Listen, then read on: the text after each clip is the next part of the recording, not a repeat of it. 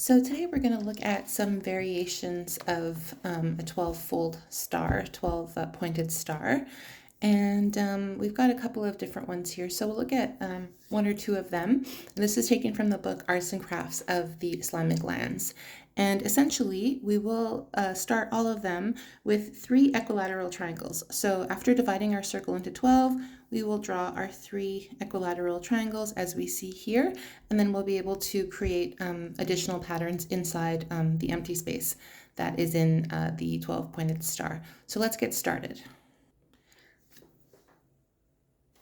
So what we're going to do is we'll grab our paper, and I'm just using a regular computer paper, 8.5 by 11 inches, and then towards the center of the page I'll just draw my line, and then I'll just mark my center, and then I will grab my compass.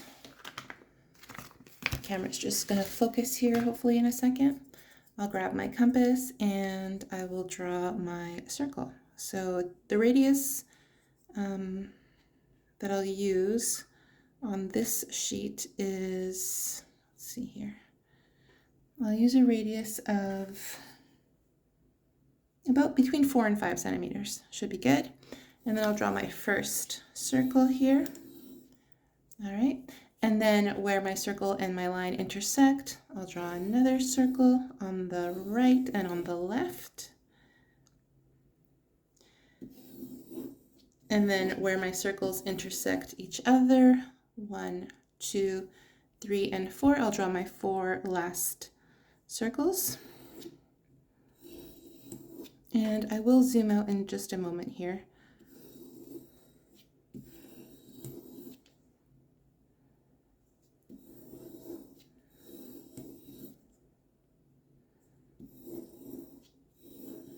Okay, and then I have my creation diagram, or circle surrounded by 6 circles, or a seed of life diagram here. And I will grab a marker.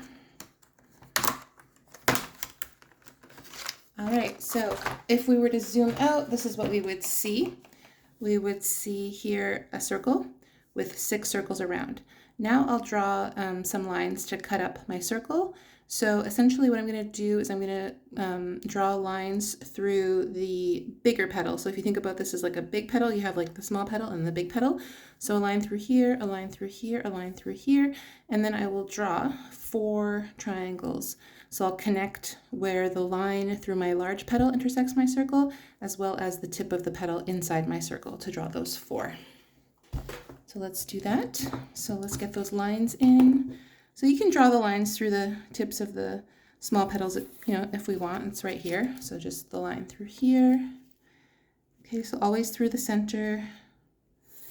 Okay, and you can go across the page, that's fine. And then as well, through the tips of the big petal here, always through the center. So we have the vertical one, and then we have the one on the right here through the center to this point, and then on the left from this point through the center to this point. So let's do that.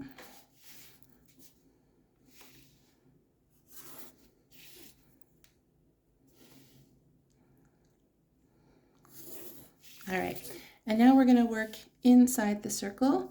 So I'm going to use a marker in a second, but essentially I'm going to draw 3 triangles. So the first one is 1, 2, and 3. So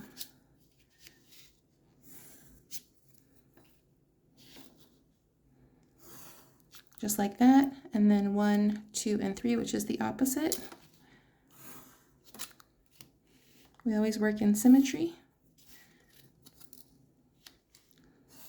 And then 1, 2, and 3, which is also the same equilateral triangle, just on the side.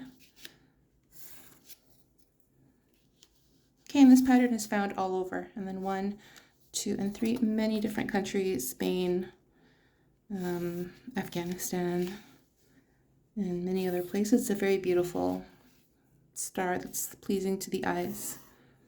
Okay, so there we have it. And now I'm just going to outline the lines that we want to keep. So now outlined in purple are the lines that I want to keep. So it's basically like this kite shape that I want to keep, and everything else that's inside is more construction and I don't necessarily want to keep it. So let's do two variations. So one variation is just within our 12-pointed star, we draw a 6-pointed star. So the way we do that is we connect 1, 2, and 3. So the tips of the kite. So just like this. Okay, so this is one variation. And then the opposite, 1, 2, and 3.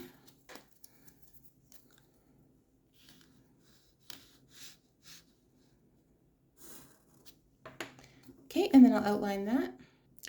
Okay, so then you get a couple of different shapes. You get this kite shape, then you get this shape here, and then you have this 6-pointed star. Now you could continue and even do like a 12-pointed star, and then you would just connect the remaining spots. So you do another equilateral triangle, just like you did before. You really are following the same lines.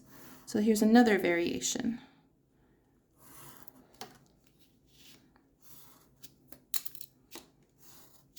Okay, and if you outline that, you get more interesting shapes inside your first shape here.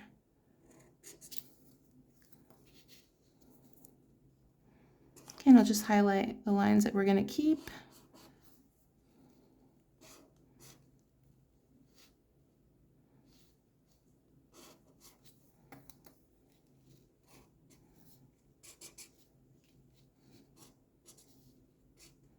So there's a second variation. And then you get a bunch of different shapes. So you have this large shape in the center here.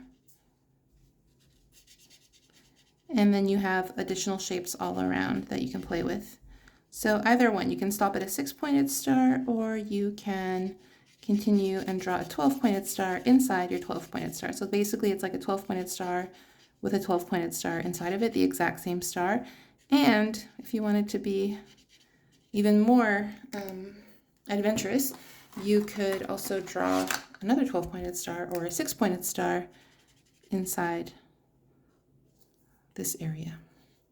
So this is just to illustrate that there's a lot of different variations you can do with a 12-pointed star, and how you color it is also very special, and you can really like play with the colors and make it look quite beautiful. I'm just doing it quickly with markers here. Obviously this marker is a little bit dry, but you can also do it with like watercolor paint or pencil crayons or whatever medium that you like working with.